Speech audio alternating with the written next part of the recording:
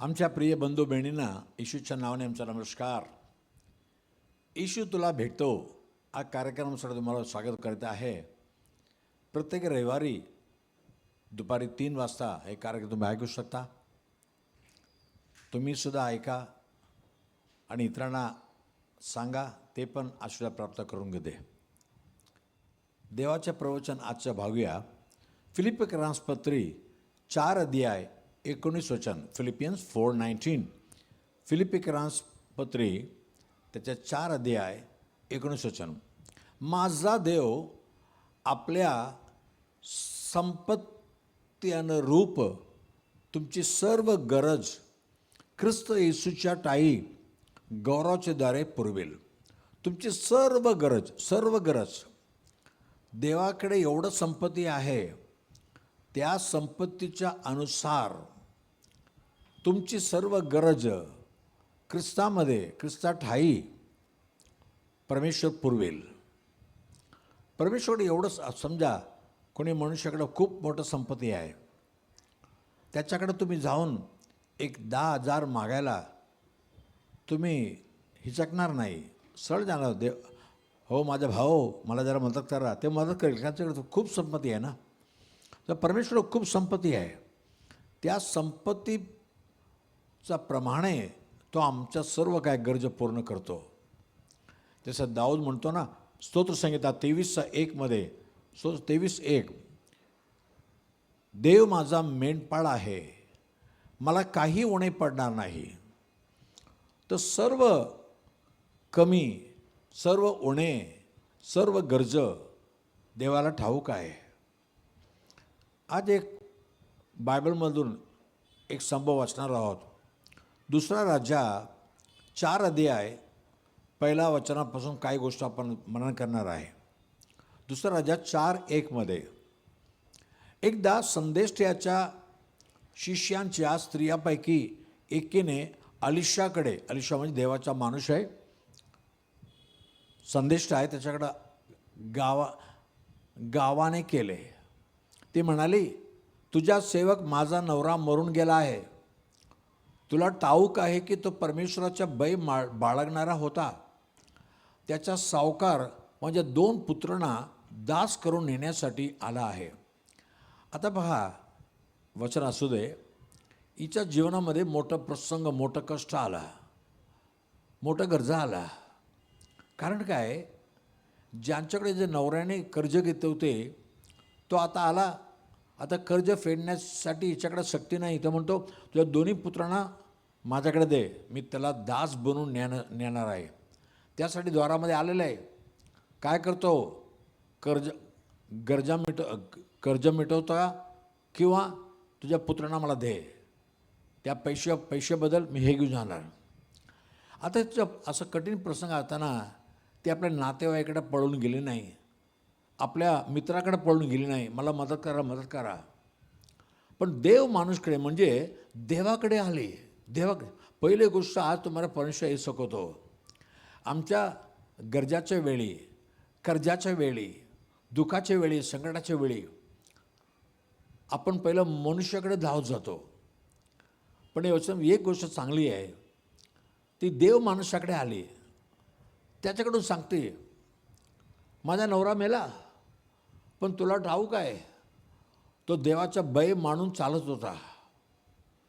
आता एवढं कर्ज वाढलेलं आहे, तर मी काय करू, मला कसं तरी सोडवा.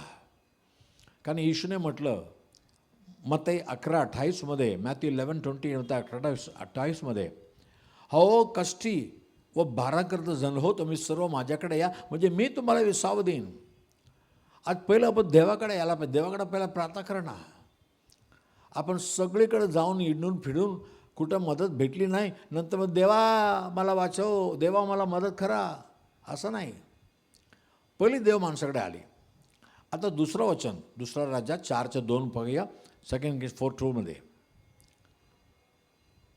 अलिशा, देवाचा माणूस तिला विचारलं, मी तुझ्यासाठी काय करू हे मला सांग. कर्ज आहे, आता कर्ज फेडण्यास शक्ती नाही आहे, दोन्ही मुलाला दास बनायला आला माणूस, मी काय करू ते मला सांग ना, तुझ्या घरात काय आहे. ती म्हणाली, एक गडा तेलाशिवाय आपल्या दासीच्या घरात काही एक नाही. एक गडा तेल आहे.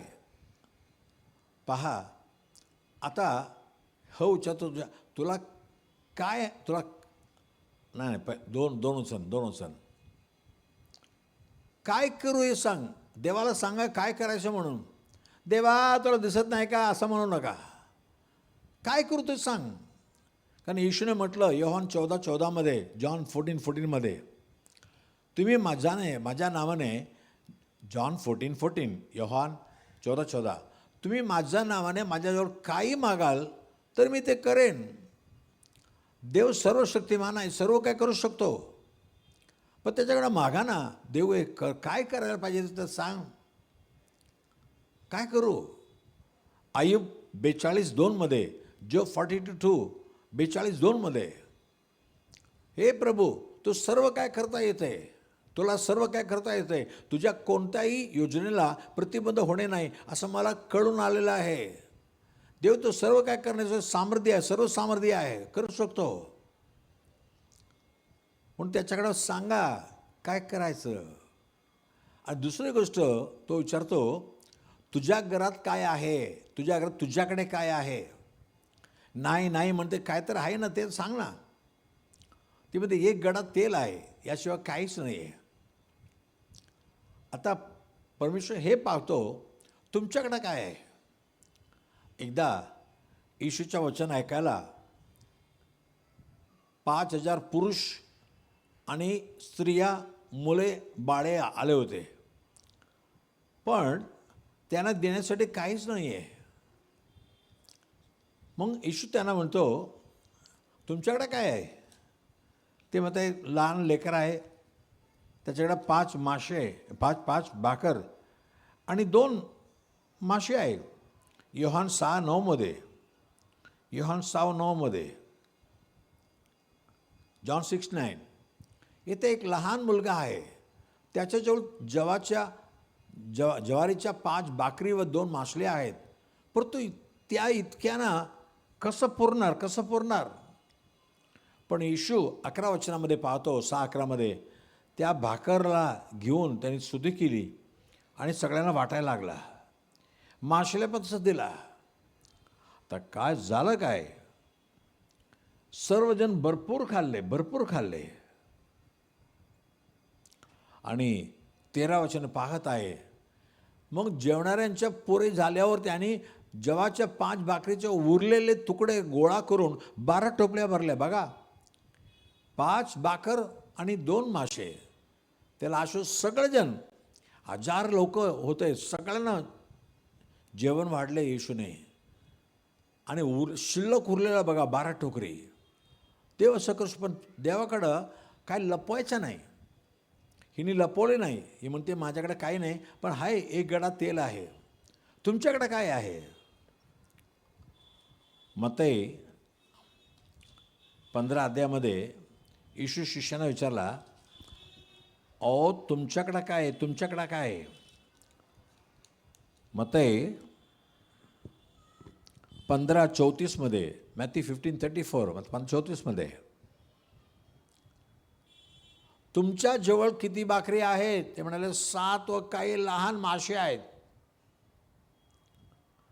आणि 36 वचनामध्ये 36 त्या 7 भाकर मासे घेऊन येशूने उपकार स्तुती केली, त्या मोडून शिष्यांना दिल्या आणि शिष्यांनी लोक समुदायाला दिल्या. इथे पण सगळेजण भरपेट खाल्ल्यानंतर 7 टोकरी वाचल्या.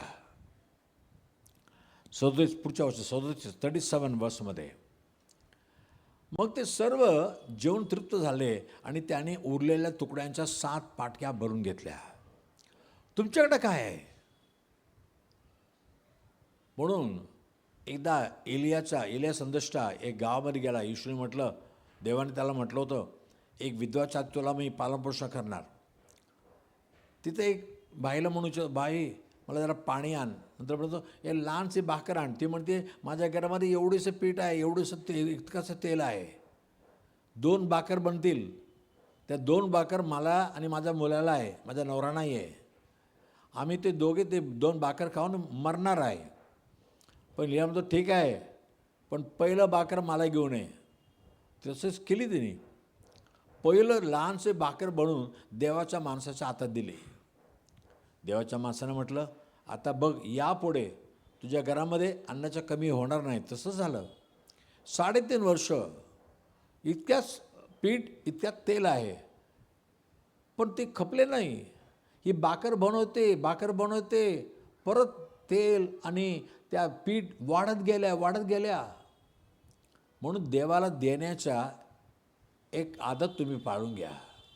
प्रत्येक महिन्यात पगार आल्यावर त्यामधून एक भाग देवासाठी, देवाच्या सेवेसाठी ठेवा. कुठलाही चांगलं देवाच्या सेवा करणारा त्या सेवकाला द्या किंवा तुम्ही चर्चमध्ये द्या. पण तुमच्याकडे जे आहे ते पार काढा ना. तुमच्या मनीपासून पैसे आहे, पण त्यातून एक 100 रुपये दान देत नाही तुम्ही देवाला. गरिबाला 1 रुपये देत नाही. पण देवा माझ्याकडे काही नाही. अरे आहे ना तुझ्याकडे, पहिले जे आहे ते बाहेर काढ. हो, आता परत या दुसऱ्या राज्यात 4:3 4:3 आता संदेश काय म्हणतो सेकंड, तो तर तू जा आणि बाहेरून आपल्या शेजऱ्या पाजाऱ्याकडून बरीचशी रिकामी भांडी मागून आण. भांडी मागून आण. पुढचं असं,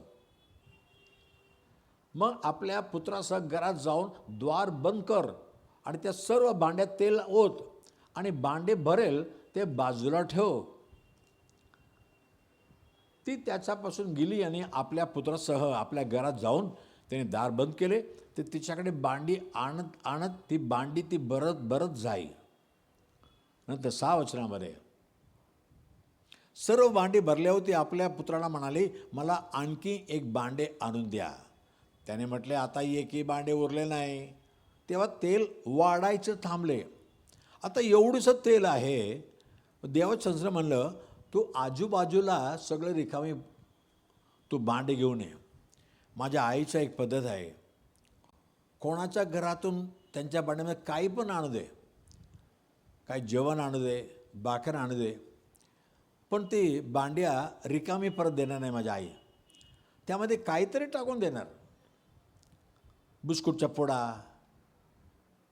काही नाही, थोडं तांदूळ भरून देणार. हे आमचं जुनं लोकांचा स्वभाव असा आहे. कोणाकडून काय आलं रिकामी पाठवायचं नाही. हे देवाला ठाऊक आहे. देवाला माहीत आता हिने रिकामी एवढं भांडे घेतलं आणि परत ते भांडे करताना ही रिकामी देणार नाही. त्यामध्ये एवढीशं एक 100 ग्राम, एक 50 ग्राम तेल तर परत देणार ते. देवाला माहीत आहे, स्वभाव माहीत आहे. कारण आपल्या अंडेचं तेल तिने बाहेर ओतायला तयार झाले बघा. हो, माझ्याकडे एवढंच तेल आहे, मी कसं बाहेर काढणार, तेवढं त्याच्यातच थोडं दिवस माझ्या जगायला पाहिजे असं काय म्हटलेलं नाही. काढले बाहेर. हो माझ्या प्रियानो, इतराचं बघा. तुम्ही स्वतःचं काळजी करता. माझ्या घरात हे नाही. समजून घ्या, त्या दुष्काळाच्या वेळी तिच्या घरात फक्त नाही, सगळ्याच्या घरात असंच कमीपणा आहे, दुर्दशा आहे, कर्ज आहे. पण रिकामी भांड्या घेऊन ये, ते सगळं विक आणि पैसे गोळा केल्यानंतर तुझ्या कर्ज मिटव आणि तो आयुष्यभर चांगलं राहा. आता ती परत भांड्या देताना सगळ्यांना बघणार असेल, माझ्याकडे पुष्कळ तेल आहे, ताई माई अख्खा घ्या, तुम्ही अर्ध लिटर तेल घेऊन जा. किंवा ते तेल विकल्यानंतर त्यात एवढं पैसे आले, या तुमच्या घरात पण काही द्या. हो, हेच देवाचा नियम आहे. तुमच्या कमीपणा, तुमच्या कर्जा देवप्पा पुरे करणार. पण तुम्ही इतराच्या काळजी पहिलं परमेश्वराला द्यायचं. दुसरं, इतराची बी काळजी घ्या. तुमच्या घरात चांगलं जेवण बनवताना बाजूच्या घरात गरीब आहे का, ते कधी मटण घेतले नाही, चिकन घेतलं नाही, तुमच्या घरी चिकन बिर्याणी बनवलं, एक छोटंसं भांडी द्या ना, ते टेस्ट तर करून घेता ना. पहिलं देवाला द्यायचं, दुसरा इतरांना ज्यांच्या जीवनात कमी आहे. हे दोन्ही दिलं ना, तुमच्या घरामध्ये सर्व आशीर्वाद भरपूर येणार. असं देवबापा गरजा पूर्ण करतो. येशू ख्रिस्ताला हवे तर तो स्वर्गातून भाकर आणू शकतो. कारण मुसाच्या वेळी देवाने स्वर्गातून रोज भाकर नावाचा मन्ना देवाने स्वर्गातून आणले. आज आणू शकत नाही का? पण येशू तुमच्याकडे काय आहे? तुमच्याकडे जे आहे ते मला द्या, म्हणून मी भरपूर देणार तुम्हाला. तुम्ही 5 भाकर 2 मासे दिले, मी 12 टोकरी भरून देणार. 7 भाकर दिले, 7 टोकरी भरून देणार. ही आज सुरू करा तुम्ही. तुमच्याकडे जे पण आहे ना, त्यामध्ये देवासाठी दान ठेवा. तुमच्याकडे जे काय आहे, तुमच्यापेक्षा गरीब आहे, तुमच्यापेक्षा ते मन तुटलेल्या त्यांना काय तर मदत करा ना. तुमच्या घरात एक गोणीभर तांदूळ आलं तर त्यातून 1 किलो, जास्त नाही, 1 किलो ज्या गरीबाच्या घरामध्ये जेवण नाही, अन्न नाही आहे, त्यांना 1 किलो तांदूळ द्या आणि 100 ग्राम डाळ द्या. म्हणा डाळ भात बनवा, खावा म्हणा. यात काय कमी होणार नाही तुम्हाला. तुमचं सर्व कमी भरपूर होणार. चला प्रार्थना करूया. येशू ख्रिस्त बघा, एक गोष्ट, येशू ख्रिस्त स्वतःला स्वर्गातून आपल्याला खाली करून स्वर्गामध्ये आला आणि आमच्यासाठी एकच देव प्रभू येशू ख्रिस्त स्वर्गाला सोडून या जगामध्ये आला. मानव म्हणून राहिला. मानवाचं सर्व दुःख कष्ट त्याने सहला. शेवटी संपूर्ण मानव जातीसाठी, संपूर्ण मानवाच्या पापांसाठी स्वतः जीवन अर्पण केला. तो मेला, गाडीला गेला, तिसरा जिवंत उठला आणि आता स्वर्गामध्ये आहे. आता स्वर्गाच्या पृथ्वीचा सर्व अधिकार येशूच्या हातामध्ये आहे. ते येशूकडे पहा. येशू मला क्षमा कर, मी जे काय चुकी केली, पाप केली, मला क्षमा कर म्हणा. मी माझंच काळजी करत राहिली, पण इतराची कधी काळजी केली नाही. माझ्या आजूबाजूला किती गरीब लेकरं आहेत. माझ्या लेकरांना चांगलं नूडल्स बनवून देते, मस्त पाव, वडापाव बनवून देते, पण त्यांना कधी मी देतो का? नाही. पण देव परमेश्वरा धन्यवाद प्रभू, आज तू चांगलं गोष्ट शिकवलं आहे. तुमच्या जीवनामध्ये कर्ज आहे, गरजा आहे, उणे पडलेलं आहे, तर पहिलं काही लपू नका. देवाकडं स्पष्ट सगळं सांगा. आज तुझ्यासमोर सांगत आहे प्रभू, आमची आल हे आहे, आमच्या शरीरामध्ये बिमारी आहे, आमच्या मनामध्ये दुःख आहे, आमच्या घरामध्ये या गोष्टीसाठी भांडण चाललेलं आहे. सर्व तुझ्यासमोर सर्व उघडं प्रार्थनामध्ये सांगत आहे. आमची हे गरजा आहे, आमची समस्या हे आहे, तुझ्याकडे सांगत आहे प्रभू. दुसरं ते लपवत नाही.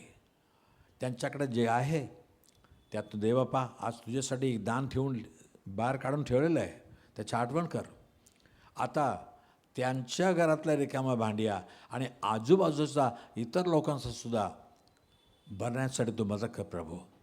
सर्व भांड्यांना तिने तेलाने भरलं, तिच्याकडे जे होतं त्याने भरलं प्रभू. अजून लेकराच्या जीवनामध्ये जे काय हवे, जे काय कमी आहे, ते सर्व तू भरून टाक प्रभू. तुझ्या आसमानाने भर. तू म्हटलास ना, मी स्वर्गाच्या खिडक्या खोलून तुम्हाला आशीर्वाद करणार नाही का? मला की 3:10 म्हटलं, मला की 3:10 तुम्ही माझ्यासाठी 10 एक भाग माझ्यासाठी आणा, माझ्या मंदिरामध्ये आणा, म्हणजे मी स्वर्गाच्या सर्व खिडक्या उघडून तुम्हाला असं भरणार, तुमच्या घरामध्ये जागा राहणार नाही, मावणार नाही, एवढा आशीर्वाद देणार. असा प्रत्येकाच्या घरामध्ये आशीर्वाद देऊ दे प्रभू. ते तुझ्या आठवण करतात, गरिबाची आठवण करतात, त्यांची आठवण तू कर, आशीर्वाद कर. येशूच्या नावाने मागितो नाईक प्रभू राजा. आमेन आमेन. God bless you. पुढच्या रविवारी दुपारी 3 वाजता आपण पुन्हा पाहूया. आमेन. God bless you.